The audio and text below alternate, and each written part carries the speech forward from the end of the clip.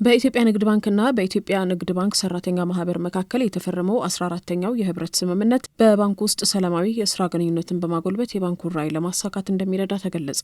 በስምምነቱ ዙሪያ ለኢትዮጵያ ንግድ ባንክ አመራሮችና ሰራተኞች የግንዛቤ ማስጨበጫ ስልጠና ተሰጥቷል። 14ኛው የህብረት ስምምነት አዳዲስ ይዘቶችን በማካተት ተሻሽሎ የቀረበ መሆኑን የኢትዮጵያ ንግድ ባንክ የሰራተኛ ማህበር ፕሬዚዳንት አቶ አበራ ጌታቸው ገልጸዋል። ሁሉም የባንኩ ሰራተኞች በስምምነቱ ዙሪያ በቂ ግንዛቤ ኖሯቸው ሊተገብሩት ይገባል ነው ያሉት አቶ አበራ። 14ኛው የህብረት ስምምነት ብዙ ለውጦች ያሉት ናቸው። ሜጀር የሚባሉ ቼንጆች ያሉት ናቸው። ያ በተለይ ተቋሙ እንደ ተቋም የሚጠቅም በዚህ አንግልም ደግሞ ሰራተኛውን እንደ ሰራተኛው የሚጠቅሙ ትልልቅ ሀሳቦች የተካተቱበት ናቸው። በተለይ እዚህ ላይ ከአደራ ጭምር የምናነሳው ምንድነው ሰራተኛውም ህብረት ስምምነቱን ተረድቶት አውቆት ለተግባራዊነቱ መዘጋጀት አለበት።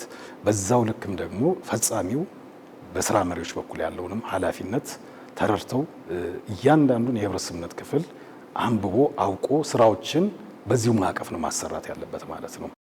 የኢትዮጵያ ንግድ ባንክ የሰው ኃይል ምክትል ፕሬዚዳንት ወይዘሮ ኢየሩሳሌም አማሃ በበኩላቸው 14ኛው የህብረት ስምምነት በባንኩ ውስጥ ሰላማዊ የስራ ግንኙነትን በማጎልበት የባንኩን ራዕይ እንደሚያሳካ የታመነበት መሆኑን ገልጸዋል።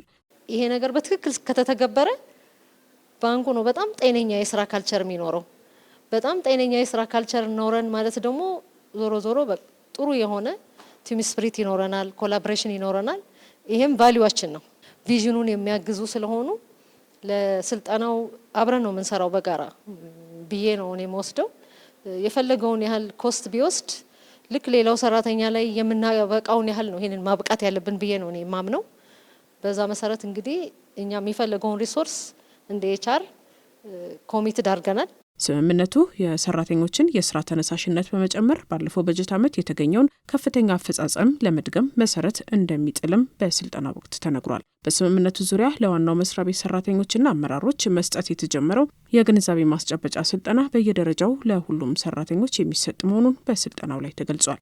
በመርሃ ግብሩ ላይ 14ኛው የህብረት ስምምነት ጸድቆ ተግባራዊ እንዲሆን ከፍተኛ አስተዋጽኦ ላደረጉ አካላት የምስጋና የምስክር ወረቀት ተበርክቶላቸዋል።